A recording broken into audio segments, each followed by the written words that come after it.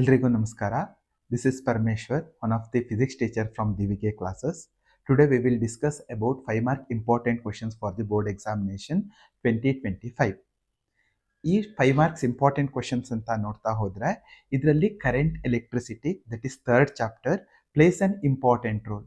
ಅದರಲ್ಲಿ important questions ಅಂತ ನೋಡ್ತಾ ಹೋದ್ರೆ ಅದರಲ್ಲಿ ವೀಟ್ಸ್ಟೋನ್ ನೆಟ್ವರ್ಕ್ ಕೂಡ ಒಂದು, ಅದ್ರ ಜೊತೆಗೆ cells in series and parallel combination ಕೂಡ ಕೇಳೋ ಚಾನ್ಸಸ್ ಇರುತ್ತೆ. ನಾನಿವಾಗ ವೀಟ್ಸ್ಟೋನ್ ನೆಟ್ವರ್ಕ್ ಮೇಲೆ ಡಿರೈವೇಶನ್ ಅನ್ನ ಮಾಡ್ತಾ ಹೋಗೋಣ. ಹಾಗಿದ್ರೆ ಈ ವೀಟ್ಸ್ಟೋನ್ ನೆಟ್ವರ್ಕ್ ಮೇಲೆ ಯಾವ ತರ ಕ್ವಶನ್ ಅನ್ನ ಕೇಳ್ಬೋದು ನೋಡಿದ್ರೆ, ನೋಡಿ ಕ್ವಶನ್ ಈ ತರ ಇದೆ. Derive an equation for balancing condition for Wheatstone network ಅಂತ ಬರುತ್ತೆ. ಹಾಗಿದ್ರೆ ಇದನ್ನ ಹೇಗೆ ಡಿರೈವ್ ಮಾಡೋದು ಅದನ್ನು ಕೂಡ ಅವ್ರು ಮೆನ್ಷನ್ ಮಾಡಿರ್ತಾರೆ. So derive an expression for balancing condition for Wheatstone network by using Kirchhoff's law ಅಂತ ಕೇಳಿರ್ತಾರೆ. ಈ ಕಿರ್ಚಾಫ್ಸ್ ಲಾ ಎರಡೂ ಲಾನು ಕೂಡ ನೀವು ಯೂಸ್ ಮಾಡ್ಬೋದು ಅಥವಾ ಒಂದೇ ಲಾ ಆದ್ಮೇಲೆ ಬೇಕಾದ್ರೂ ಕೂಡ ನೀವು ಫಿನಿಶ್ ಮಾಡ್ಬೋದು. ಅದು ಹೇಗೆ ಅಂತ ನೋಡ್ತಾ ಹೋಗೋಣ. ಓಕೆನಾ? ನೋಡಿ ಇಲ್ಲಿ ನಾನೇನು ಕನ್ಸಿಡರ್ ಮಾಡಿದ್ದೀನಿ, ನೀವು ಆಲ್ರೆಡಿ ಸ್ಟಡಿ ಮಾಡಿರೋ ಹಾಗೆ ವೀಟ್ಸ್ಟೋನ್ ನೆಟ್ವರ್ಕ್ ಅಂತ ತಗೊಂಡಾಗ ಇದಕ್ಕೆ 4 ಆರ್ಮ್ ಇದೆ. ಆ 4 ಆರ್ಮಲ್ಲೂ ಕೂಡ 4 ರೆಜಿಸ್ಟರ್ಸ್ ಅನ್ನ ಕನ್ಸಿಡರ್ ಮಾಡಿದ್ದೀನಿ. They are R1, R2, R3, R4. ಈ ರೆಜಿಸ್ಟರ್ ಥ್ರೂ ನಾನೇನ್ ಮಾಡಿದ್ದೀನಿ ಅಂತ ಅಂದ್ರೆ ಬಿ ಮತ್ತೆ ಡಿ ಎಂಡ್ಗೆ ಒಂದು ಗೆಲೋನೋಮೀಟರ್ನ ಕನೆಕ್ಟ್ ಮಾಡಿದ್ದೀನಿ. ಎ ಮತ್ತೆ ಸಿ ಎಂಡ್ಗೆ ಬ್ಯಾಟ್ರಿನ ಕನೆಕ್ಟ್ ಮಾಡಿದ್ದೀನಿ.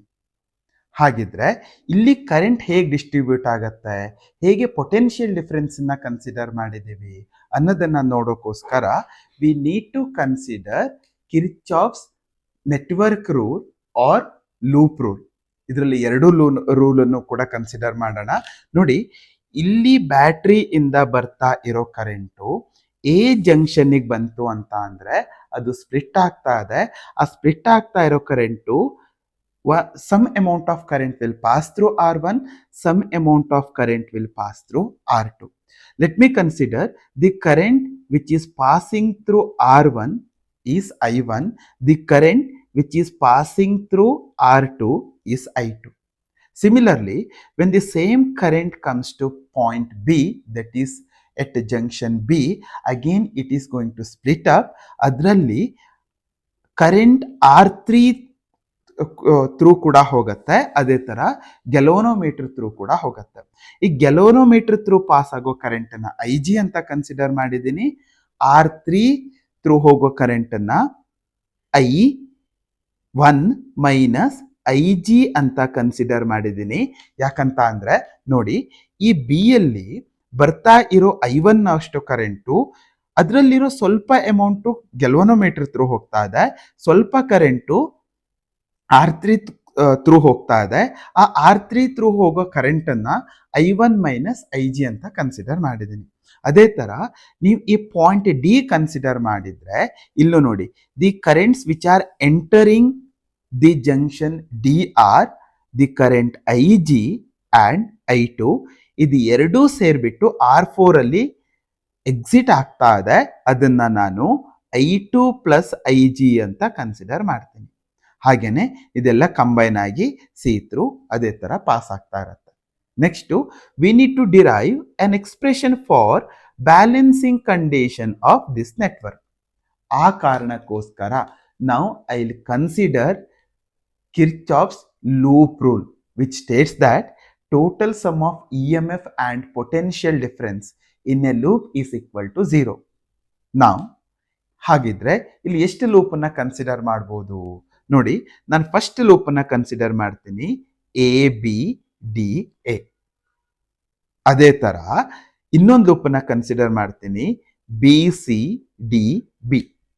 ಅದರಲ್ಲಿ ಪ್ರತಿಯೊಂದು ಲೂಪ್ಗೂ ಸಪ್ರೇಟ್ ಆಗಿ ಕಿರ್ಚಾಫ್ಸ್ ಲೂಪ್ ರೂಲ್ ಅನ್ನ ಅಪ್ಲೈ ಮಾಡ್ತಾ ಹೋಗೋಣ. ನೋಡೋಣ, ಫಸ್ಟ್ ಲೂಪ್ಗೆ ಕನ್ಸಿಡರ್ ಮಾಡೋಣ. ನೋಡಿ ಇವಾಗ ತಗೊಳ್ತಾ ಇರೋ ಲೂಪ್ ಯಾವುದು ಅಂತ ಅಂದ್ರೆ ದಟ್ ಈಸ್ ABDA. ಈ ಲೂಪ್ ಅಲ್ಲಿ ನೋಡಿ ನಾನು ಎ ಇಂದ ಸ್ಟಾರ್ಟ್ ಮಾಡಿ ಬಿಗೆ ಹೋಗಿ ಡಿಗೆ ಬಂದು ಮತ್ತೆ ಎಗೆ ಬರ್ತೀನಿ. ಬಟ್ ಇಲ್ಲಿ ಒಂದು ಕಂಡೀಷನ್ ಇದೆ, ನೀವು ಯಾವಾಗ ಪೊಟೆನ್ಷಿಯಲ್ ಡಿಫರೆನ್ಸ್ ಅನ್ನ ಕರೆಂಟ್ ಡೈರೆಕ್ಷನ್ ಅಲ್ಲೇ ತಗೊಳ್ತಿರೋ ಆಗ ಅದನ್ನ ನೆಗೆಟಿವ್ ಅಂತ ಕನ್ಸಿಡರ್ ಮಾಡ್ತಾ ಇದ್ದೀರಾ. ಅದೇ ತರ opposite direction to the current ತಗೊಂಡ್ರೆ ಅದನ್ನ ಪಾಸಿಟಿವ್ ಅಂತ ಕನ್ಸಿಡರ್ ಮಾಡ್ತಾ ಇದ್ದೀರಾ. ಹಾಗೇನೆ ನಾನು ಇವಾಗ ಎ ಟು ಬಿ ಹೋಗ್ತಾ ಇದ್ದೀನಿ ಅಂತ ಅಂದ್ರೆ I am going along the current direction. So I need to consider potential difference as negative.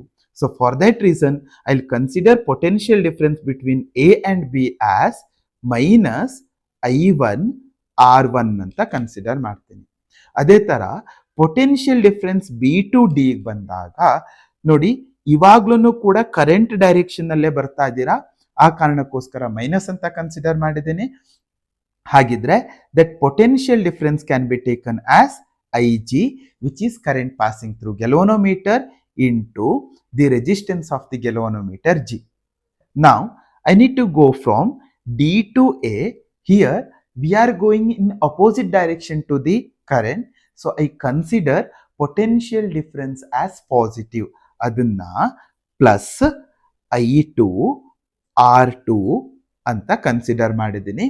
But Kirchhoff's loop rule says that this total sum is equal to 0. ಅದೇ ತರ second loop ಅನ್ನ consider ಮಾಡೋಣ. That is loop B C D B. ನೋಡಿ, B ಇಂದ ಸಿಗೆ, C ಇಂದ ಡಿಗೆ, D ಇಂದ ಬಿಗೆ. ಅಗೇನ್ 3 ಟರ್ಮಿನಲ್ಸ್ ಇದೆ.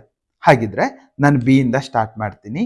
ಈ ಬಿ ಇಂದ ಸಿಗೆ ಬರುವಾಗ again we are going in the same direction of current. So ಆ ಕಾರಣಕ್ಕೋಸ್ಕರ ಪೊಟೆನ್ಷಿಯಲ್ ಡಿಫರೆನ್ಸ್ ನ ನೆಗೆಟಿವ್ ಅಂತ ಕನ್ಸಿಡರ್ ಮಾಡ್ತೀನಿ. ನಾವು that potential difference will be minus of ನಮ್ಮ ಹತ್ರ ಇರೋ current I1 minus I G ಅಂತ ಇದೆ. ಹಾಗೇನೆ ಅಲ್ಲಿರೋ ರೆಜಿಸ್ಟರ್ ಅನ್ನ R3 ಅಂತ ಕನ್ಸಿಡರ್ ಮಾಡಿದ್ದೇನೆ. ಅದೇ ತರ ಸಿ ಟು ಡಿ ಬರ್ತಾ ಇದ್ದೀರಾ ಅಂತ ಅಂದ್ರೆ you are going in opposite direction to the current. ಆ ಕಾರಣಕ್ಕೋಸ್ಕರ ಅದನ್ನ ಪಾಸಿಟಿವ್ ಅಂತ ಕನ್ಸಿಡರ್ ಮಾಡಿದ್ದೀನಿ. So here the current is I2 plus I G ಅಂತ ಇದೆ. ಅದೇ ತರ ನಾನು ತಗೊಂಡಿರೋ ರೆಸಿಸ್ಟೆನ್ಸು R4 ಅಂತ ಇದೆ. ಸಿಮಿಲರ್ಲಿ ಡಿ ಟು ಬಿ ಅಂತ ಬಂದಾಗ again I am going in opposite direction to the current. So again I can consider potential difference as positive. So here current is I G and the resistance of the galvanometer is G. Again, the sum of this potential difference is equal to 0. Okay, now let me take it as equation 1 and this as equation 2. But for balancing condition of Wheatstone network, the current through the galvanometer should be equal to 0. ಆ ಕಾರಣಕ್ಕೋಸ್ಕರನೇ ನಾನು current through the galvanometer equal to 0 ಅಂತ consider ಮಾಡ್ತೀನಿ. ಇವಾಗ ನೋಡಿ, equation 1 ಏನಾಗತ್ತೆ ಅಂತ ನೋಡ್ತಾ ಹೋಗೋಣ. ಇಲ್ಲಿ ಐ ಜಿನ 0 ಅಂತ ಕನ್ಸಿಡರ್ ಮಾಡಿದ್ರೆ ಈ ಟರ್ಮ್ 0 ಆಗ್ತಾ ಇದೆ. ಆ ಕಾರಣಕ್ಕೋಸ್ಕರ minus I1 R1 plus I2 R2 which is equal to 0 ಅಂತ ಕನ್ಸಿಡರ್ ಮಾಡಿದ್ದೀನಿ. ಹಾಗೇನೆ ಇದೇ ಇಕ್ವೇಶನ್ ಅನ್ನು ಒಂದು ಸ್ವಲ್ಪ ಸಿಂಪ್ಲಿಫೈ ಮಾಡೋದಿದ್ರೆ minus I1 R1 which is equal to minus I2 R2 ಅಂತ ತಗೊಳ್ತಾ ಇದ್ದೀನಿ. ಇವಾಗ ನೋಡಿ, ಇಲ್ಲಿ ಎರಡೂ ಕಡೆ ಮೈನಸ್ ಇರೋ ಕಾರಣಕ್ಕೋಸ್ಕರ ಅದೆರಡು ಕ್ಯಾನ್ಸಲ್ ಆಗಿದೆ. ಹಾಗೇನೆ ನಾವೇನ್ ಮಾಡ್ಬೋದು, ಇವಾಗ ಸಿಂಪ್ಲಿಫಿಕೇಶನ್ ಅಲ್ಲಿ ನೋಡಿ ನಾನೇನ್ ಮಾಡ್ತಾ ಇದ್ದೀನಿ, R1 by R2 which is equal to, ಇದನ್ನ ಈ ಕಡೆ ತಗೊಳ್ತಾ ಇದ್ದೀನಿ, I2 ಬೈ I1 ಅಂತ ಆಗತ್ತೆ. Let me take it as equation 3. ಅದೇ ತರ ನೋಡಿ, ಇಕ್ವೇಶನ್ 2 ನ ಸಿಂಪ್ಲಿಫೈ ಮಾಡೋಣ. ನೋಡಿ, ಇಕ್ವೇಶನ್ 2 ಏನ್ ಹೇಳತ್ತೆ, ಇದರಲ್ಲೂ ಕೂಡ ಇರೋ ಎಲ್ಲಾ ಐ ಜಿನು 0 ಅಂತ ಕನ್ಸಿಡರ್ ಮಾಡ್ತಾ ಇದ್ದೀನಿ. ಅಂದ್ರೆ ಈ ಐ ಜಿ ಕೂಡ ಹೋಗ್ತಾ ಇದೆ, ಇದು ಕೂಡ ಹೋಗ್ತಾ ಇದೆ, ಇದು ಕೂಡ ಹೋಗ್ತಾ ಇದೆ, ಇದು ಕೂಡ ಹೋಗ್ತಾ ಇದೆ. ಹಾಗಿದ್ರೆ ಇಲ್ಲಿ ನೋಡಿ ಏನಾಗತ್ತೆ ಅಂತ ನೋಡ್ತಾ ಹೋಗೋಣ.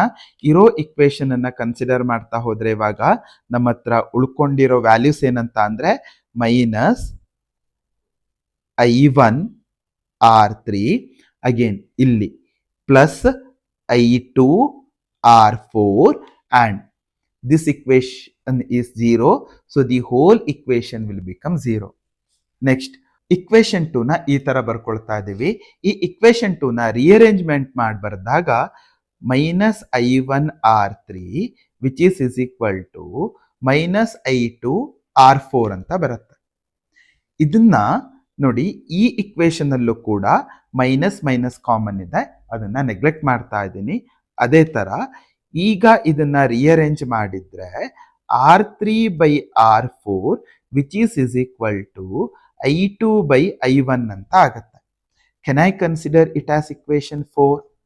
ನೋಡಿ, ಇದೇ ಕೇಸಲ್ಲಿ ಇಕ್ವೇಶನ್ 3 ಮತ್ತೆ ಇಕ್ವೇಶನ್ 4 ಅನ್ನ ಕನ್ಸಿಡರ್ ಮಾಡಿದ್ರೆ ನಾವು I will consider equation 3 and equation 4.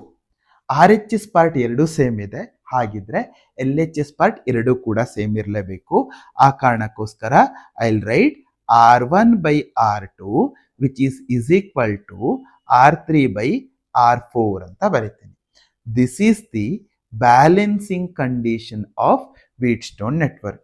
ಈ ವೀಟ್ಸ್ಟೋನ್ ನೆಟ್ವರ್ಕ್ ಅಲ್ಲಿ ನೋಡಿ, ಈ ಬ್ಯಾಲೆನ್ಸಿಂಗ್ ಕಂಡೀಷನ್ ಏನ್ ಹೇಳ್ತಾ ಇದೆ ಅಂತ ಅಂದ್ರೆ, when the ratio of these two resistor is equal to ratio of these two resistors, then the current through the galvanometer will be equal to 0. That means the current in the BD terminal will be equal to 0. This is the proof for Wheatstone network. Thank you.